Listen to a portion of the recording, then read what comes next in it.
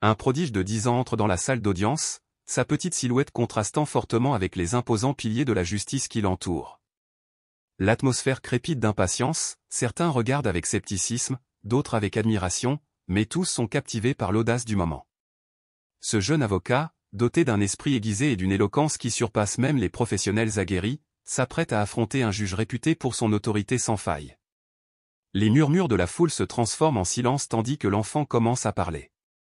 Ses paroles, soigneusement choisies et prononcées avec confiance, tissent un argument convaincant, que de nombreux adultes auraient du mal à articuler avec une telle précision.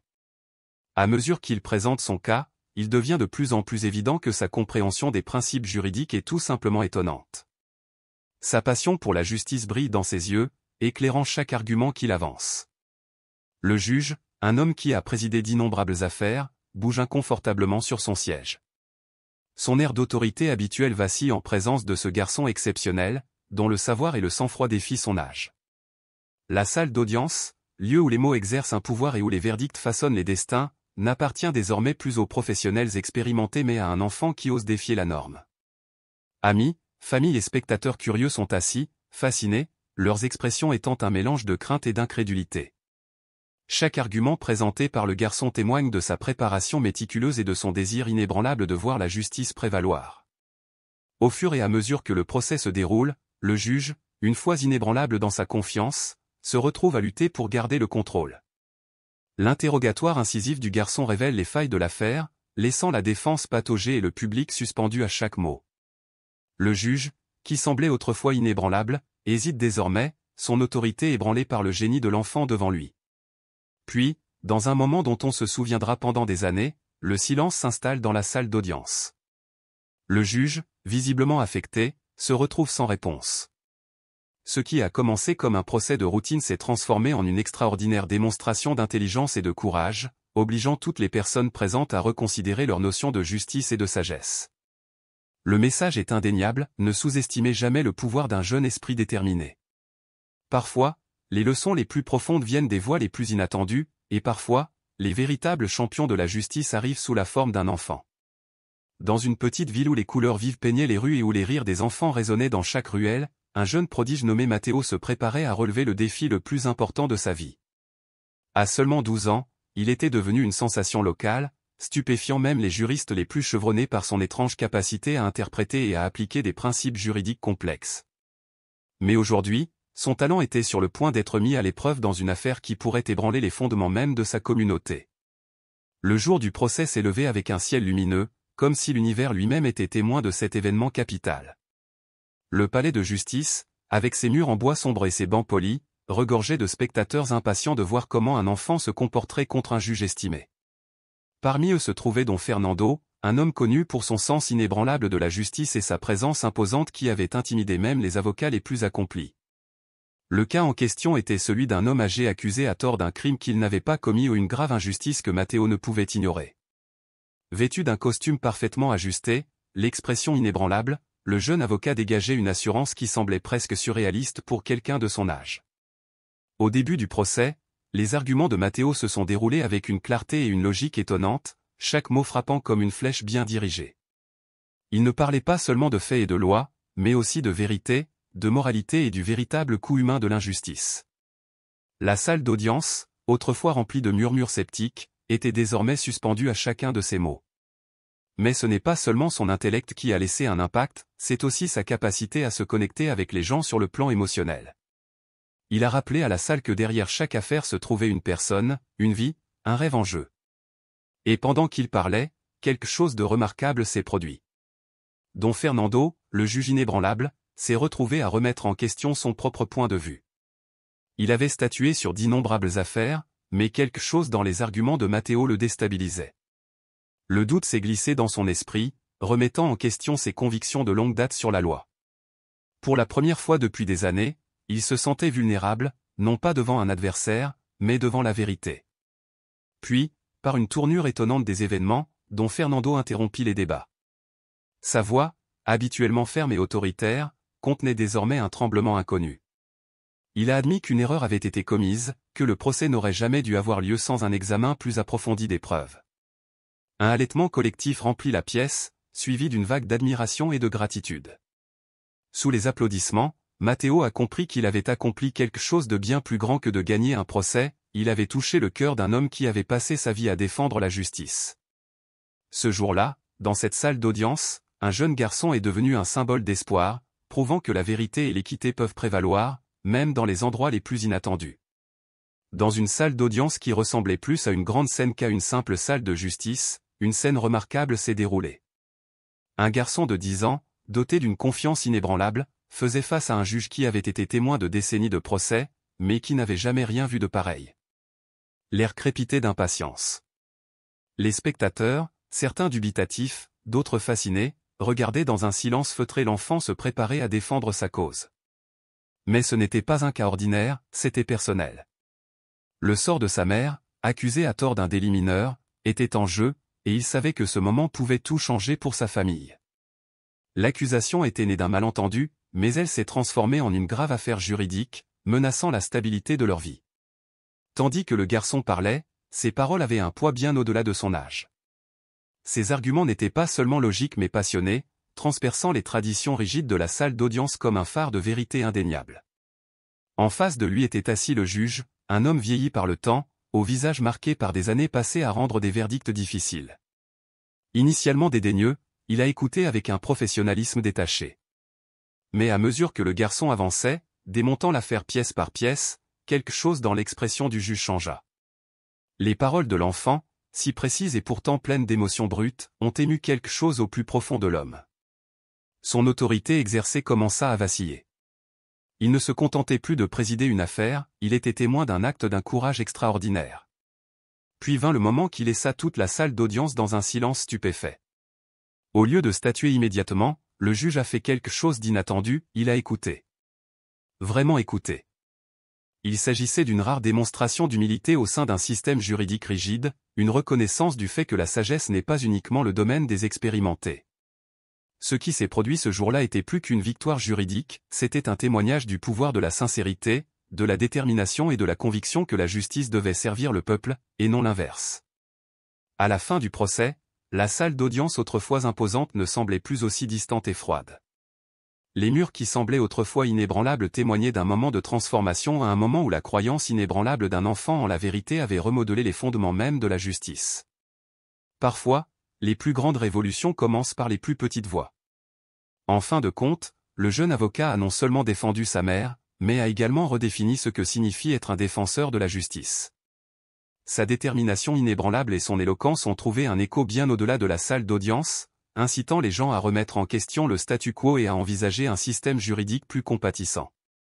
Cette affaire est devenue plus qu'une simple bataille juridique, cela s'est transformé en un appel à l'action, exhortant les personnes de tous âges et de tous horizons à défendre la vérité. Dans un monde où la justice semble souvent lointaine et impersonnelle, ce garçon a prouvé que la recherche de l'équité n'est pas limitée par l'âge ou l'expérience. Il nous a rappelé que la justice est une cause pour laquelle il vaut la peine de se battre, peu importe qui vous êtes. Par une matinée grise d'octobre, un groupe d'étudiants en droit s'est réuni à l'Université nationale autonome du Mexique, attendant avec impatience une conférence qui promettait de ne ressembler à aucune autre.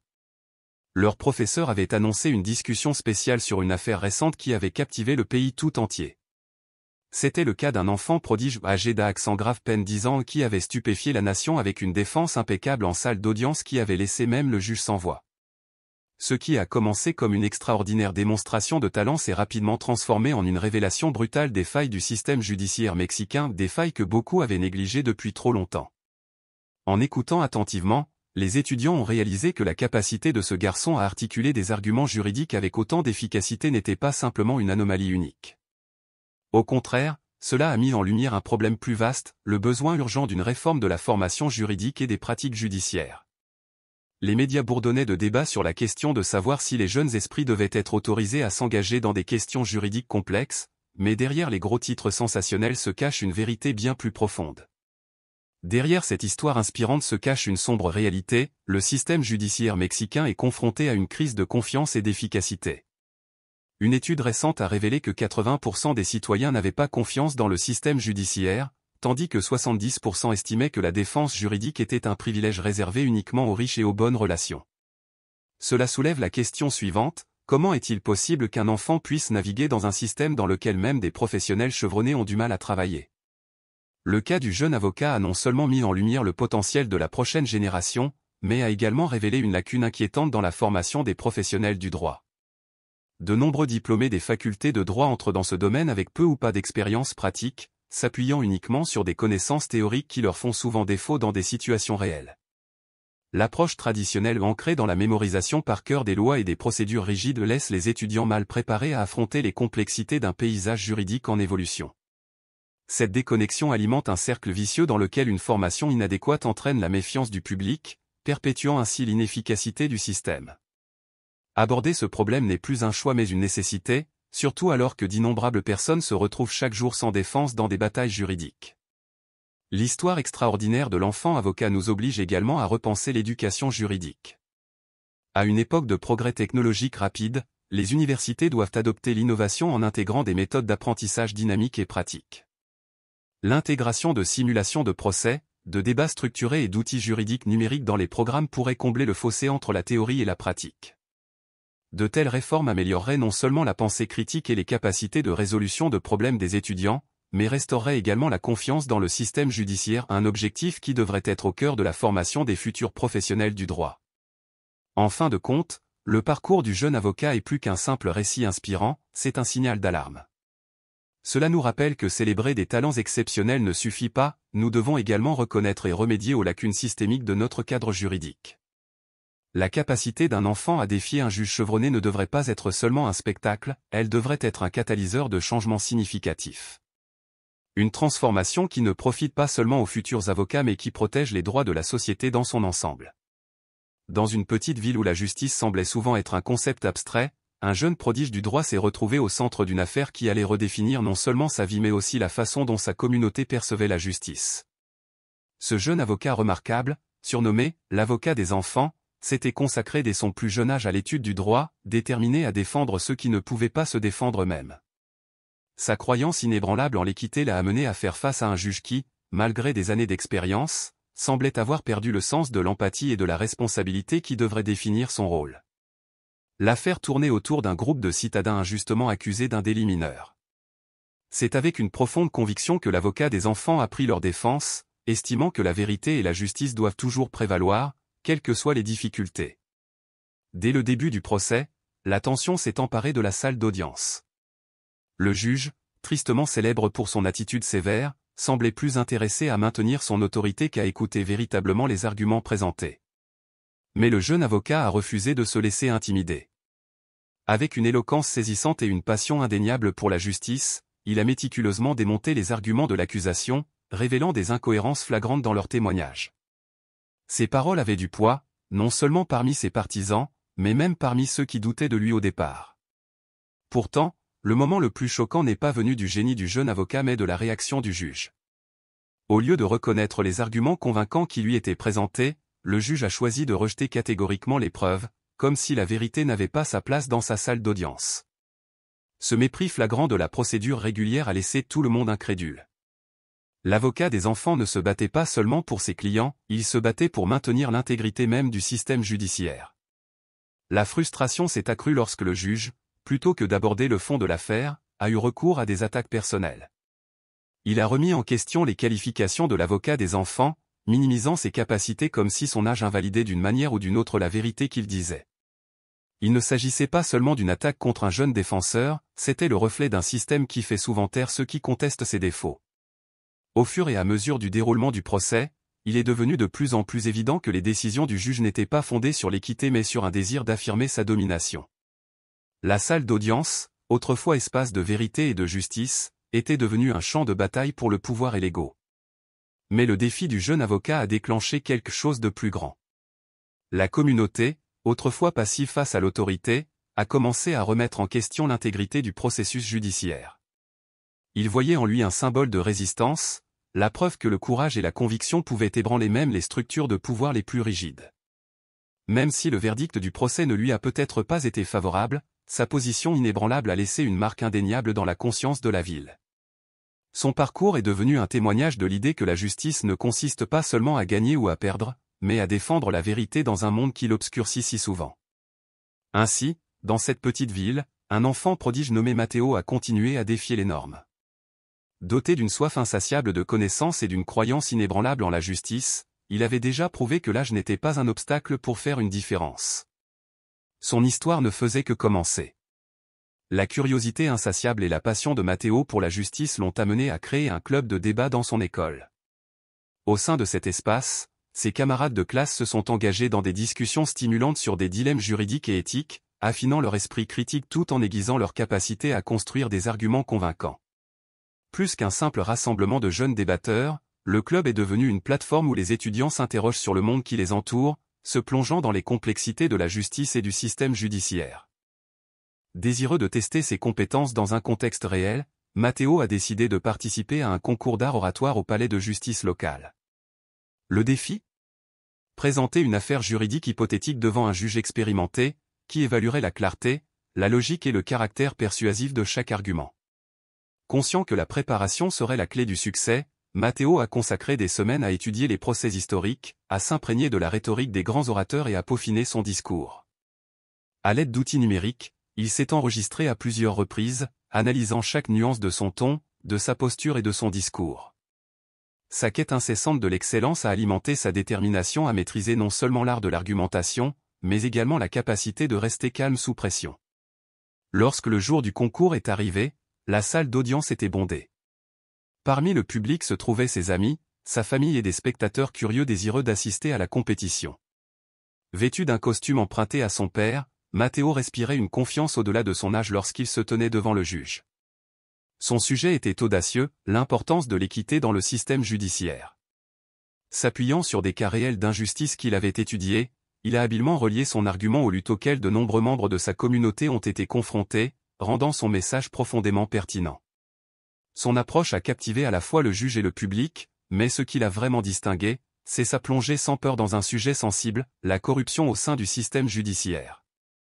Au lieu de se contenter de critiquer ses défauts, Matteo a proposé des solutions concrètes, notamment un système d'audit indépendant pour les dossiers à enjeux élevés. Sa capacité à aller au-delà des plaintes et à proposer des idées constructives a laissé une impression durable sur toutes les personnes présentes. Alors qu'il terminait son discours, le juge généralement prompt à rendre son verdict s'est arrêté pour réfléchir. Au lieu d'annoncer immédiatement les résultats, il a ouvert la voie au dialogue, transformant ce qui n'était qu'une simple compétition en un puissant débat sur la justice. Ce moment signifiait plus qu'une simple reconnaissance, cela a souligné le pouvoir d'un débat respectueux pour créer un changement significatif. Pour Matteo, cette expérience était plus qu'une réussite personnelle.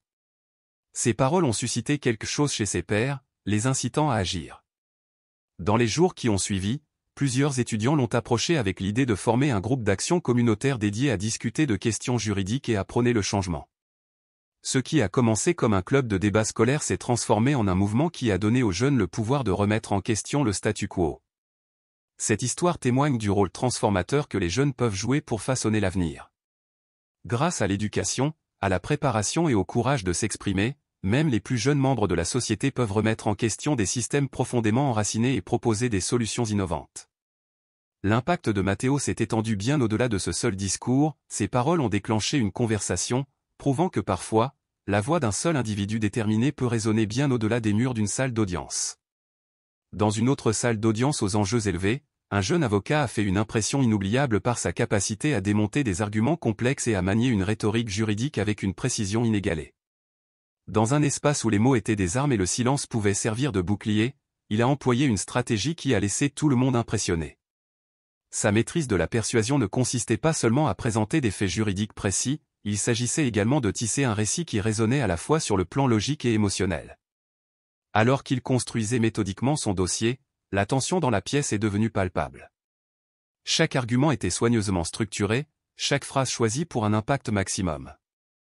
Son approche transcendait la simple récitation de lois et de précédents, il a fait appel aux valeurs humaines fondamentales, veillant à ce que son argument soit non seulement compris, mais ressenti. Les experts en psychologie comportementale suggèrent que ce type de lien émotionnel peut être un facteur décisif dans les procédures judiciaires, les juges, comme tout le monde, sont influencés par la perception et les sentiments, même dans les limites du droit. Son éloquence et son sang-froid ont laissé momentanément sans voix même le juge chevronné à un exploit extraordinaire dans un environnement où la rhétorique est une compétence fondamentale. Pourtant, ce qui a défini ce moment n'était pas le silence lui-même mais la façon dont le jeune avocat a choisi d'y répondre. Plutôt que d'exploiter les hésitations du juge, il a saisi l'occasion pour renforcer sa position avec grâce et respect. Sa capacité à naviguer dans les dynamiques tacites de la salle d'audience avec un tel équilibre a démontré non seulement un sens juridique, mais aussi une intelligence émotionnelle. Au fur et à mesure que le procès avançait, il est devenu évident que sa force résidait dans sa capacité à construire un récit convaincant et porteur d'émotion. De nombreux avocats se concentrent uniquement sur les détails techniques, oubliant que la narration peut être tout aussi puissante que les lois et la jurisprudence. En fin de compte, sa victoire ne réside pas seulement dans le verdict favorable, mais aussi dans l'impression durable qu'il a laissée à toutes les personnes présentes. Son succès repose non seulement sur ses connaissances juridiques, mais aussi sur sa profonde compréhension de la nature humaine et son habileté à communiquer des idées d'une manière à la fois convaincante et accessible. Au-delà du procès immédiat, son approche a mis en évidence une leçon cruciale: le droit est à la fois un art et une science. La véritable maîtrise ne réside pas seulement dans la connaissance de la loi, mais aussi dans la capacité à la faire connaître à ceux qui l'entendent. Dans une autre salle d'audience, la tension était indubitable lorsqu'un jeune avocat connu pour son intelligence vive et son approche intrépide faisait face à un juge qui semblait plus préoccupé par les détails procéduraux que par la justice elle-même. De tels moments ne sont pas rares dans le monde juridique, où l'équilibre des pouvoirs entre juges et avocats peut influencer de manière significative l'issue des affaires. Selon une étude de l'université Harvard, la perception de l'impartialité judiciaire est fortement influencée par les interactions du juge avec les avocats et les justiciables. Cela signifie qu'au-delà de la force des arguments juridiques, la manière dont une affaire est présentée et reçue peut avoir un impact direct sur son issue. Le jeune avocat avait minutieusement préparé ce dossier, construisant soigneusement ses arguments et anticipant les contrepoints. Son approche innovante et sa capacité à distiller des concepts juridiques complexes en récits convaincants ont retenu l'attention de toute la salle d'audience. Pourtant, au lieu de reconnaître la profondeur de son raisonnement, le juge a rejeté d'emblée ses arguments, accordant peu d'attention à ses arguments. Un tel comportement dédaigneux est troublant, non seulement pour l'avocat individuel mais pour le système juridique dans son ensemble. Un rapport de l'American Bar Association souligne le rôle essentiel de la diversité des perspectives et de l'innovation dans les litiges. Lorsque les idées nouvelles sont ignorées, cela étouffe le progrès et décourage les jeunes juristes de s'engager pleinement dans le système. La frustration était évidente dans l'attitude de l'avocat, qui a été interrompu à plusieurs reprises, créant ainsi le sentiment croissant que justice n'était pas rendue. Les recherches suggèrent que lorsque les avocats se sentent ignorés ou ignorés, le stress et l'insatisfaction qu'ils ressentent peuvent avoir des effets à long terme, pouvant avoir un impact sur la qualité de la représentation juridique qu'ils fournissent. De plus, ces interactions n'affectent pas seulement les professionnels présents dans la salle, ils façonnent la perception de la justice pour les témoins, les accusés et le public. La confiance du public dans le système judiciaire est en déclin depuis des années, comme le souligne une étude du Pew Research Center. Lorsque les citoyens sont témoins ou subissent des injustices, leur confiance dans le processus juridique s'érode.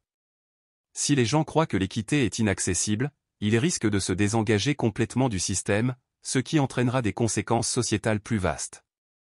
Pour résoudre ces problèmes, les juges doivent reconnaître leur rôle non seulement en tant qu'exécutants de la loi, mais aussi en tant que facilitateurs d'un discours juridique significatif. Une communication efficace entre les juges et les avocats est essentielle pour garantir que toutes les voix soient entendues. Certains États américains ont commencé à mettre en œuvre des programmes de formation axés sur l'éthique judiciaire et les compétences interpersonnelles, ce qui pourrait constituer une étape vers l'amélioration des interactions dans les salles d'audience et le rétablissement de la confiance du public dans le système. En fin de compte, un véritable changement nécessite un engagement collectif en faveur du progrès. En favorisant un dialogue ouvert, en favorisant l'innovation et en garantissant que tous les professionnels du droit, quelle que soit leur expérience, bénéficient d'une plateforme équitable, le système judiciaire peut évoluer vers une institution plus juste et équitable. Ce n'est qu'à travers une réflexion et une réforme continue que la justice pourra devenir plus qu'un simple principe, elle doit être une réalité active et inébranlable.